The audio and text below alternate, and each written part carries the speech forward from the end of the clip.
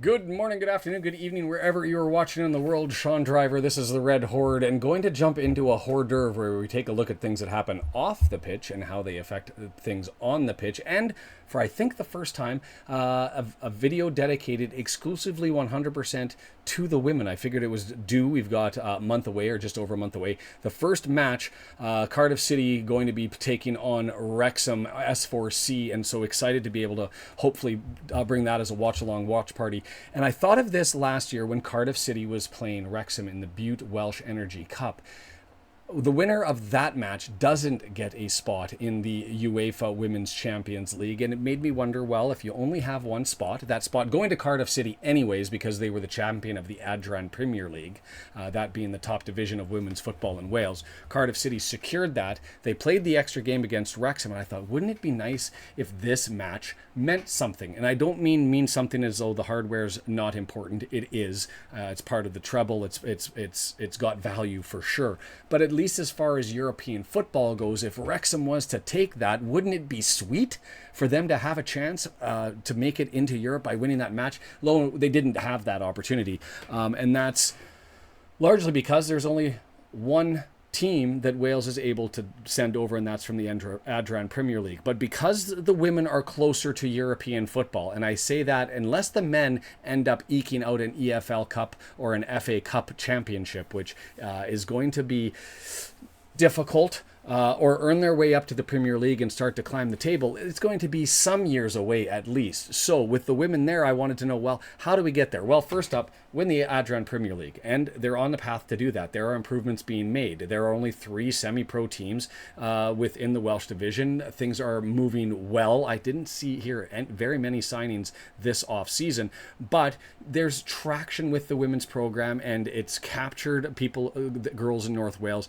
You'd expect that it's going to grow. So you've got that benefit in that you've got 3 clubs semi-pro. Cardiff Met, I think, had a bad year, and they'll be okay eventually and look to build back. And so I'm intrigued to see how they do going forward. But at the end of the day, I wanted to know right now, how do we get Wales to earning its second spot? And it's all about the UEFA coefficients. And I'm not talking about the FIFA rankings or the UEFA rankings of the national team. I'm talking about how the association club teams perform. And how they perform within the Champions League means there's more spots. So for Wrexhamites, that means, and those support that Wrexham AFC, that means starting September 4th, and you'll see why, I guess we're all Cardiff City fans. Which will be an interesting place to be. Cheer for them on the 4th, hopefully on the 7th, and then come the 15th, we want to crush them into oblivion. And that's just how it goes. I put together a bit of a slideshow, and I want to take you through it. And so don't mind me first taking these as much as I can in order to try and get more content out. And so let's start at the very background so that you can get framework for this. What you're looking at here, if you can see it, zoom in if you can't and make this larger, is you're largely looking at the qualifying, the first round of the UEFA Champions League. And this is in the Champions path. There's 2 paths. This path involves the teams that are sitting lower in the rankings, and they have to play basically a 4-team round tournament to get in. Random draw. And who did Cardiff City end up drawing? Unfortunately for them, Twente, which is Dutch powerhouse. They've won 4 out of the last 8 years in the Dutch league. They haven't finished lower than 3rd. They've performed well in the Champions League. They're ranked 6th out of 43 teams, and that's just 6 out of 43 teams that are in this sort of bottom echelon grouping. You've got Valur from Iceland, that's 10th, Luboten, who's sitting at 36, and then Cardiff City, that's 38th out of the 43 teams that are competing in the Women's Champions League Champions path first round. So you win your first one against Twente, you end up moving on to the final round. You win that one, you get round 2. And when you get round 2, you'll have a head-to-head two game total point series, I guess we'd call it in Canada. And you'll have that round before you end up qualifying for the group stage, where 4 teams will be put in there, and then it's down to 2 teams who qualify from there for the knockout rounds. So let's talk about points. And I mentioned Champions Path. These are the 2 paths. You've got the top, the 8th to 51st best ranking nations based on the club's performance. Does that make sense? So the better that Cardiff Met plays when they were there, the better that Cardiff City plays when they go, the more points you get for Wales. And the more points that Wales get, the higher they climb up the path, and that gets you better seeding, and that also gets you more teams. So 8 to 51, you win that round, you get the 2-leg playoff, you win that, there's your group stage. You'll join some other teams from the top divisions, and you go on into the knockout round. The further you go, the more points you get. And this is where I want to pause. This is points awarded for the 2022-2023 season are the ones that apply now. It's a little bit unique that way. It's 2024, and you've got to go back all the way to the end of the conclusion of the 2022-23 season for the points. So you can go to the website there. I've added that link. You can check that out. It's also available on Wiki if you go to the Women's Champions League and pull the coefficient stuff, and you see all of these numbers. And I thought, well, this is great. How do you figure them out? You can see in the top 6, they get 3 teams that get into the Champions League: France, Germany, Spain, England, Italy, Sweden. Basically, the top 6 clubs that you'd see on the men's side, other than Portugal and Sweden flip-flopping between the men and the women.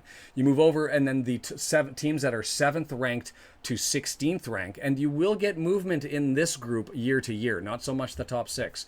Between 7 and 16, you do get some significant movement every year.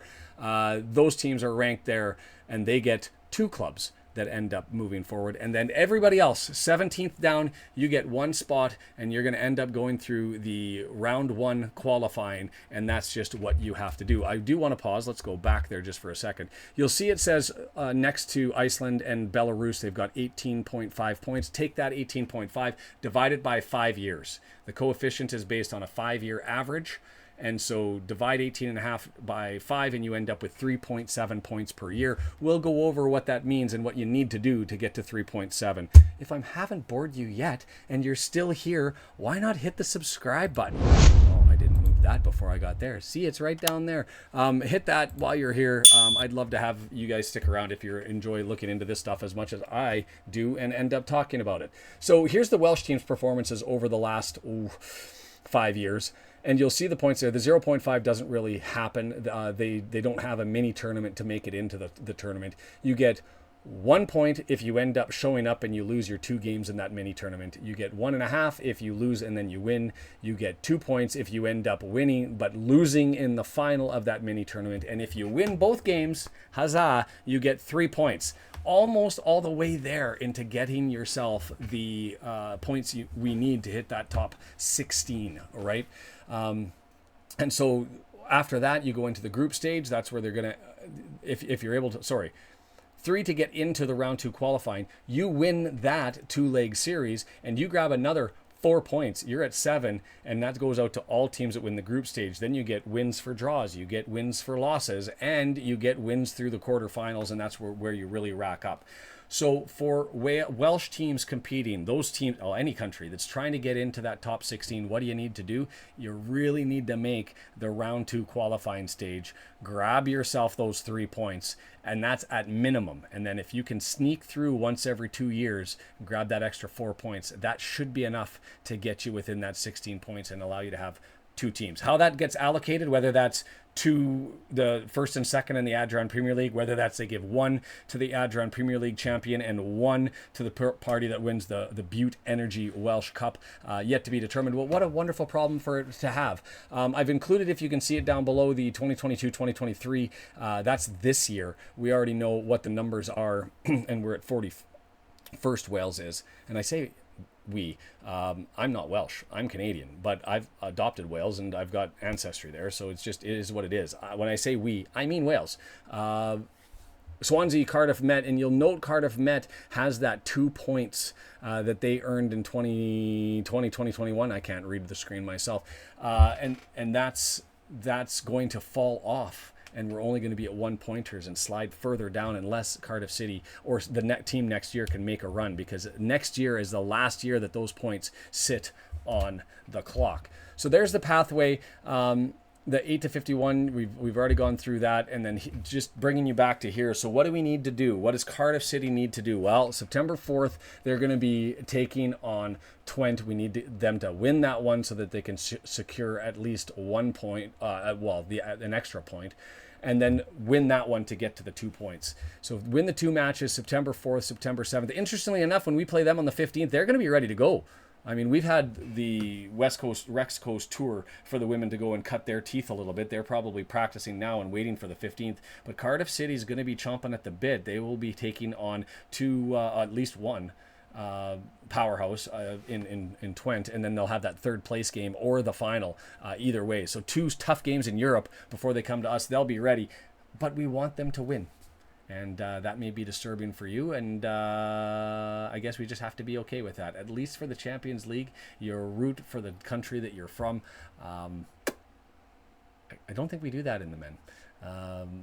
Maybe it feels wrong for you guys. Let me know your thoughts down in the comment, whether you think that that's wrong, right, or otherwise. Like I said, if you enjoy this sort of stuff, I would love for you to hit the subscribe button. We're here, watch-alongs, watch parties, every men's game and most of the women's games throughout the year. I do these hors d'oeuvre videos where I look at things that are happening off the pitch and how they affect things on the pitch quite frequently, and I'm hoping to do that again. I'm hoping it's informative, and if it's not, let me know. Slow down, speed up, go back to editing, whatever it is, I'm happy to do it. So much love to you. I will see you at the watch parties. I hope you like this one, and take care. Bye-bye.